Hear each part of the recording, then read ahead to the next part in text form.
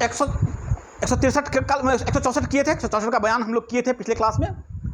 164A, 165, 166, 166A, 166B, ये जो section है इसको हम लोग एक एक करके पढ़ते हैं अभी, और इसको आप लोग पीटी के पर्पज से ध्यान में रखिएगा कि किस सेक्शन में क्या लिखा हुआ है। मोटा मोटा हेडिंग जो है, मोटा मोटा बात जो है आप लोग याद रखिएगा। इसको हम एक एक करके सेक्शन पढ़ते हैं। मेंस के लिए कहिएगा बहुत ज़्यादा क्वेश्चन बनता है, जैसे कि मेडिकल एग्जामिनेशन अभी 164A पढ़ने वाले हैं, तो एक क्वेश्चन शॉर्ट नोट्स पूछता है आपको इसमें, ठीक है ना। Right A short note on medical examination of victim of rape, ठीक है ना। विक्टिम ऑफ रेप जो है, रेप का जो विक्टिम है उसका जो मेडिकल एग्जामिनेशन करवाते हैं 164A में, इस पर शॉर्ट नोट्स लिखना है आप लोगों को। ये इस तरीके से क्वेश्चन बनता है। तो अब इसमें क्या क्या चीज़ें हैं वो हम लोग पढ़ते हैं, सुनिएगा ध्यान से। निकाल लीजिए बैरक 164A। सबसे पहले इसमें ध्यान रखिएगा आप लोग कि ये 2005 में इंसर्ट हुआ था आपके CRPC में, इंसर्टेड बाय एक्ट 25 ऑफ 2005। ये याद रखिएगा आप लोग। Where during the stage when an offense of committing rape or attempt to commit rape is under investigation, it is proposed to get the person of the woman with whom rape is alleged or attempt to have been committed or attempted examined by a medical expert. Such examination shall be conducted by a registered medical practitioner employed in a hospital run by the government or local authority, and in the absence of such a petitioner, by any other registered medical practitioner with the consent of such woman or of a person competent to give such consent on her behalf, and such woman shall be sent to such registered medical practitioner within 24 hours from the time of receiving the information relating to commission of such offense. Section 164 sub section 1। अब देखिएगा इसमें क्या क्या काम की चीज़ें हमारे लिए है, इसको हम करते हैं, ध्यान से समझिएगा। 164A sub section 1। जैसे ही किसी पुलिस ऑफिसर को या किसी को मतलब कि पुलिस स्टेशन में कोई रेप का मामला आता है, रेप का इंफॉर्मेशन आता है कि किसी महिला के साथ, किसी फीमेल के साथ रेप हुआ, अब उसका क्या क्या ड्यूटी बनता है, क्या क्या प्रायर स्टेज पर क्या क्या किया जाएगा, याद रखिएगा। और ये बहुत नेसेसरी है करवाना ऐसा, सुनिएगा। सबसे पहले इसमें जो कह रहा है एक एक करके तोड़ के बताते हैं, आप लोग को ध्यान दीजिएगा।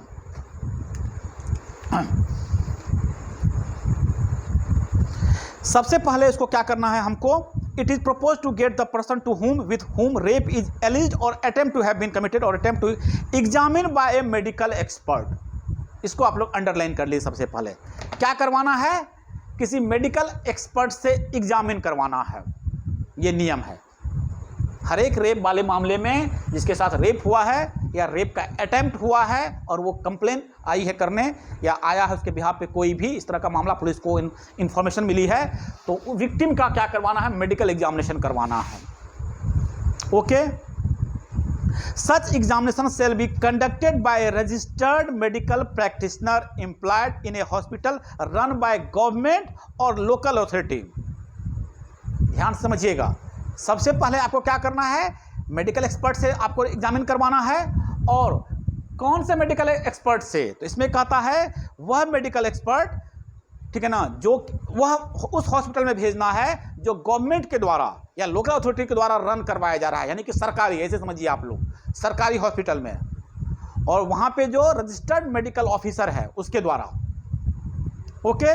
अगर वह अब्सेंट है, अगर वह इस तरह की कोई व्यवस्था नहीं है, इस तरह का अगर आपके यहाँ फैसिलिटी नहीं है या वो अब्सेंट है वो, तब कोई भी by any other registered medical practitioner, किसी भी रजिस्टर्ड मेडिकल प्रैक्टिशनर से यह काम करवाना है। पहले क्या करवाना देख लिए, अगर वह अवेलेबल नहीं है तो फिर क्या करवाना है वो देख लिए। With the consent of such women, आपको कंसेंट भी लेना है महिला का। ओके।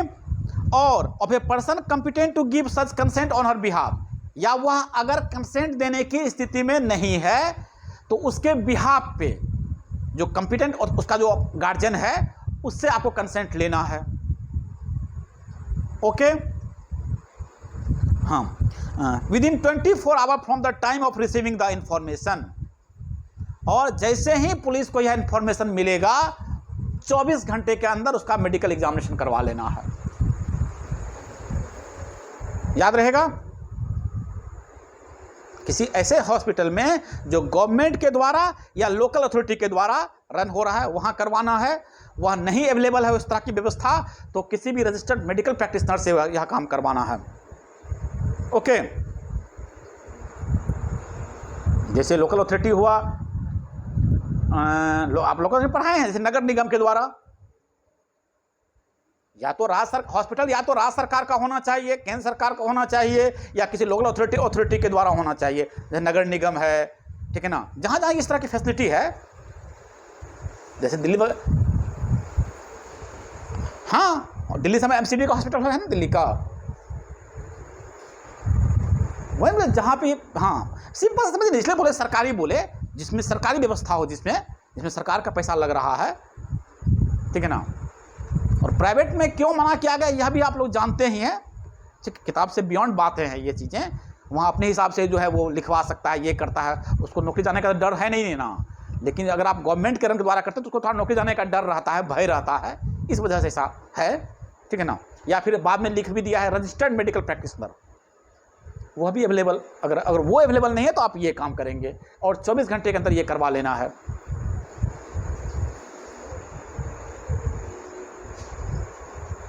कैंसिल हो जाएगा, इसलिए वह भी ऑप्शन दे दिया है, इसलिए यह भी ऑप्शन दे दिया है आपको, ठीक है ना। ओके, ये 164 का ए सबसेक्शन 1 कह रहा है आपको। अब 164 का जो आप सबसेक्शन 2 देखेंगे तो उसमें क्या क्या चीजें कैसे बनाता है परफॉर्मा, उसका क्या कंटेंट होता है ये लिखा हुआ है, आप पढ़ते सुनिएगा। The registered medical practitioner to whom such women is sent, जिसके पास भेजा गया है, सेल विदाउट डिले, बिना डिले किए हुए, एग्जामिन हर person and prepare a report of the examination giving the following particulars, namely, वो बना हुआ रहता है और वहां पे क्या क्या इंफॉर्मेशन वो लिखेगा, वो आपको क्या क्या लिखना है वही दे रखा है। क्या लिखना है उसको, the name and address of the women, जिस महिला का उसने जांच किया है उसका क्या नाम है, उसका क्या एड्रेस है, of the person by whom she was brought, किसके द्वारा भेजा गया, किसके द्वारा लाया गया वो लिखेगा, ठीक। द एज ऑफ वुमेन, महिला की उम्र कितनी है, सारा उसका डिस्क्रिप्शन लिखता है, यही इसमें लिखा हुआ भी है। The description of material taken from the person of women for DNA profiling बोलते हैं उसको ना, प्रोफाइल करवाना, डीएनए प्रोफाइलिंग के लिए क्या क्या चीज़ें जरूरी है वो करता है, जैसे सीमन वगैरह सब मिला उसके बॉडी में, नाखून मिला, जो भी चीज़ें हैं जो डीएनए प्रोफाइल के में काम आता है, अगर उस तरह का कोई चीज़ कलेक्शन हुआ तो वो लिखेगा उसमें।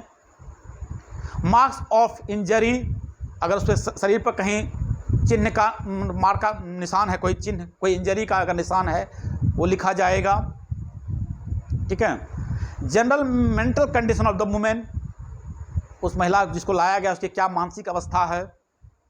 अदर मटेरियल पार्टिकुलर्स इन रीजनेबल डिटेल, बाकी और कोई अगर डिटेल है उसको लेकर तो उसको भी क्या करेगा वो लिखेगा, कितना पार्टिकुलर्स वो जो है वो लिखेगा, उसने रिपोर्ट बनाएगा, जब रिपोर्ट बनाएगा इतना चीज़ मेंशन करेगा, कितने बजे हम एग्जामिन किए, ठीक है ना, कितनी देर पहले हुआ, महिला से पूछ के कितनी देर पहले ये घटना घटी वगैरह वगैरह, सारा डिटेलिंग करता है इसमें। क्या क्या डीएनए प्रोफाइलिंग में क्या क्या चीज़ हम उसको महिला के पास मिला, जिसको डीएनए बाद में करवाएंगे तो पता चलेगा किसमें कौन भी इसमें है, उस तरह से शामिल लोग जो हैं उसका, अगर जैसे बाल मिल सकता है, ठीक है, सीमन्स मिल सकते हैं, किसी का स्किन का वो मिल जाता है नाखून में फंसा हुआ, तो वो सब चीज़ें वो मेंशन करेगा उसमें। Okay,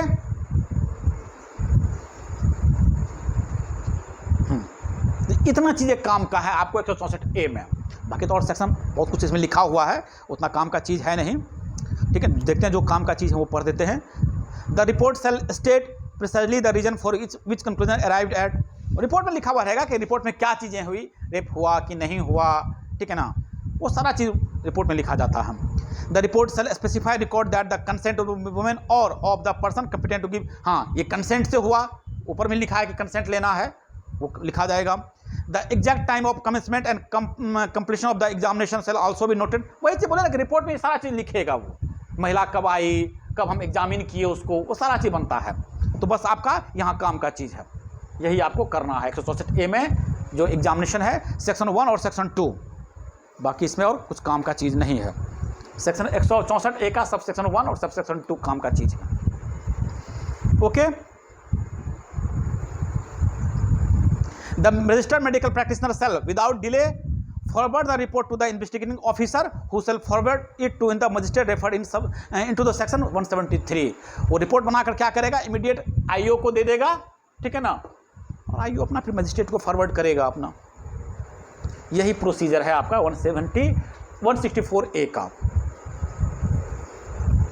clear? Explanation for the purpose of such examination and registered medical practice shall have the same meaning as section 53। 53 में डिफिनेशन सब पढ़े हो ना, 53 जो हम पढ़े हैं हम लोग, सेक्शन 53 यहाँ मीनिंग होगा, यही मीनिंग होगा, यही लिखा हुआ है इसमें। 53 में लिखा हुआ है आपका, जब 53 देखोगे, examination of accuse by medical practitioner at the request of police officer. तो हम लोग जो रजिस्टर्ड किसको मानेंगे, ठीक है ना, एग्जामिनेशन किसको बोलेंगे, जो 53 में जो मतलब लिखा हुआ है वही मतलब आपको यहाँ भी समझना है। ओके, ये आपका 164A कह रहा है। 165 क्या कह रहा है, सुनिएगा। अच्छा सा सेक्शन से बोले, मोटा मोटा सेक्शन याद रखना है आपको, खाली बहुत इसमें डीप में नहीं जाना है। 165 search by police officer.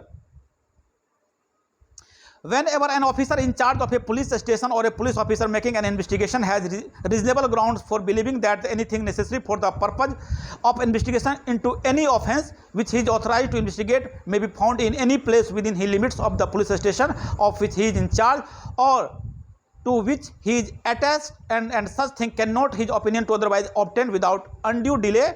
Such officer may, after recording in writing the grounds of his belief and specifying such writing so far as possible the thing of for which search is to be made, search or case and cause search to be made for such thing in place within the limit। हाँ ठीक तो है, simple चीज़ है। Investigation के दौरान, ठीक है ना, अगर पुलिस ऑफिसर को यह बिलीव है कि यह हमको ये चीज़ें यहाँ मिल सकता है, ठीक है ना, तो क्या होगा, उस पुलिस ऑफिसर के द्वारा अगर उसके पुलिस स्टेशन के लिमिटेशन के अंदर आ रहा है तो उसको वहां पे क्या करेगा, वो सर्च कर सकता है, ठीक है ना। ये पुलिस ऑफिसर के द्वारा किया जाएगा या इन्वेस्टिगेशन ऑफिसर के द्वारा किया जाएगा। आईओ हुआ वही हुआ आईओ, ठीक है, सर्च प्रोसीजर है ये, ठीक ठीक। 165 में और कुछ नहीं है। 166 है, बड़ा अच्छा चीज है। 166 और 166 का ए 166 कह रहा है। अभी तो 165 में आप सर्च किए, 165 में अभी हम लोग क्या पढ़े, पुलिस ऑफिसर जो है सर्च करेगा। अगर उसको लगेगा कि मान लो चाकू यहाँ है, ये आदमी यहाँ छुपा हुआ है, या ये थिंग यहाँ पे है, जो उसका इन्वेस्टिगेशन में जो भी चीज़ को है वहाँ पे वो सर्च कर सकता है, ठीक। 166 कह रहा है कि when officer in charge of police station may require another to issue search warrant. 166 अब सुनिएगा क्या बात करता है, ये ऑफिसर इंचार्ज को इम्पावर किया जाता है इस 166 में, making investigation to get search made outside the limit of his station. 166 में क्या, 165 में क्या पर है कि अपने लिमिटेशन के अंदर सर्च करेगा, वो उसके पास उसका अधिकार है कि जो उसके पुलिस जो स्टेशन है उसके जो क्षेत्राधिकार में है वहां वो सर्च करेगा।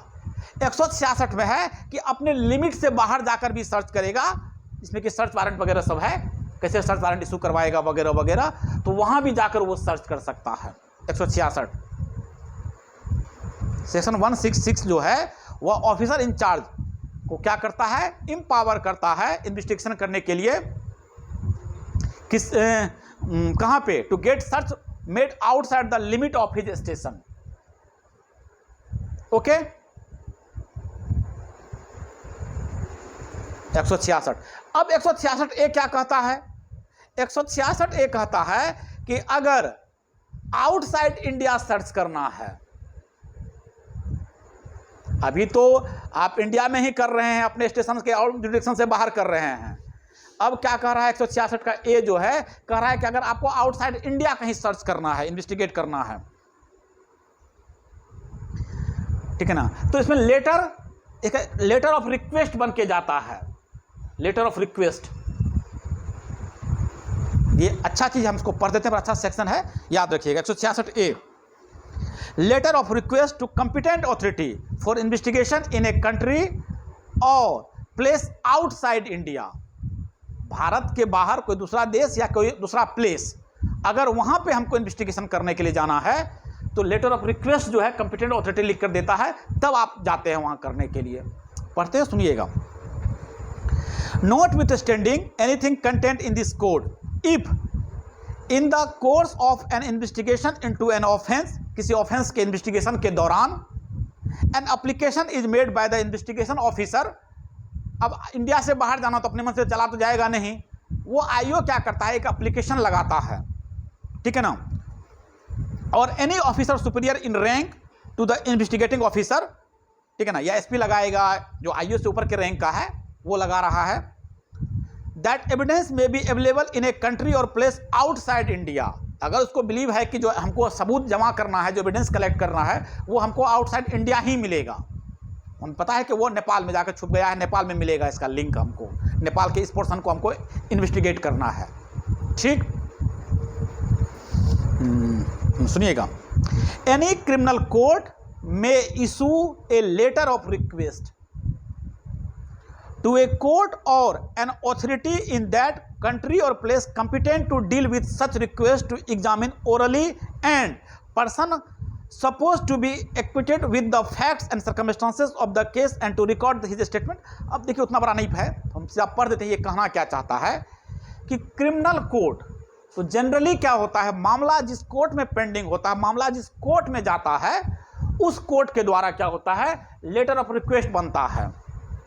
ऑफिसर क्या करता है, लेटर ऑफ रिक्वेस्ट बनाता है, और जहां होने के चांसेस हैं, तो वो जगह जिस कोर्ट के जुरिडिक्शन के अंदर आ रहा होगा, वहां जो इस चीज के लिए कंपिटेंट होगा, वहां पे बन के जाता है, वहां के लिए जाता है, वहां पे देता है, ठीक है ना, सारा उसमें स्टेटमेंट लिखा रहता है, सारा मटेरियल्स लिखा रहता है, सारा बात लिखा हुआ रहता है, ठीक है ना, और तब उसको वहां से परमिशन मिलता है, तब वहां पे वो इन्वेस्टिगेशन करता है। ओके, यही प्रोसीजर है,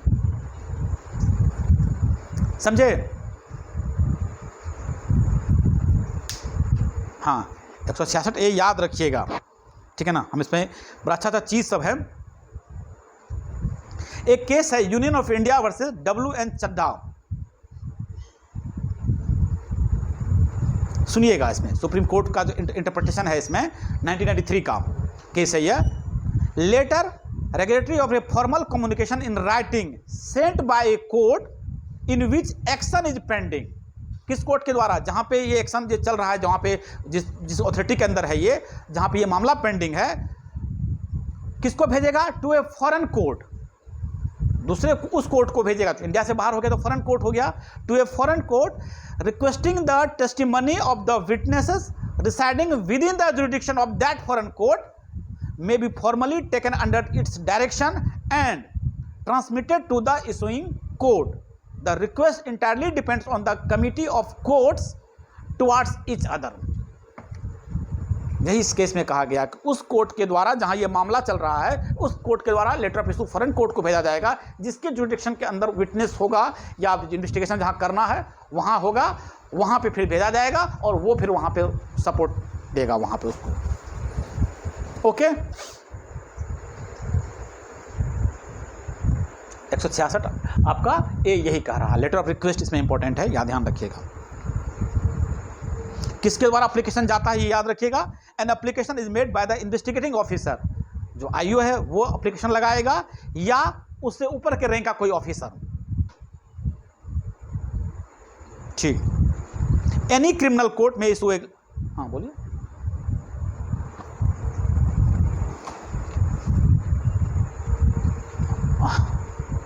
कोर्ट में, हाँ, कि हमको एविडेंस कलेक्ट करना है इस एरिया में जहां हमको जाना है, हमको एक लेटर ऑफ रिक्वेस्ट दे दीजिए। हम नहीं नहीं नहीं, दोनों में से कोई एक कोर्ट में ही लगाना है। क्रिमिनल कोर्ट में इशू है, क्रिमिनल कोर्ट इशू करेगा लेटर ऑफ रिक्वेस्ट, और फॉरेन कोर्ट जिसके पास पेंडिंग है, हाँ, जहां पे केस पेंडिंग है, हाँ बिल्कुल ठीक है, क्लियर। 166 का बी देख लीजिएगा। हाँ, ये सिंपल 166 भी उल्टा है इसका, ठीक है ना। ये कह रहा है letter of request from a country or place outside India to a court or an authority for investigation in India. अभी यहां से लेटर बन के वहां गया, और ये काम अगर इंडिया में होना है दूसरे कंट्री द्वारा तो वहां भी लेटर ऑफ रिक्वेस्ट है, ठीक है ना। Relates to letter of request from a country or place outside India to a court or an authority for investigation in India, ठीक है। यही 166 का बी है, इसमें और कुछ आप लोग को नहीं पढ़ना है, काम इतना ही काम करना है आपको।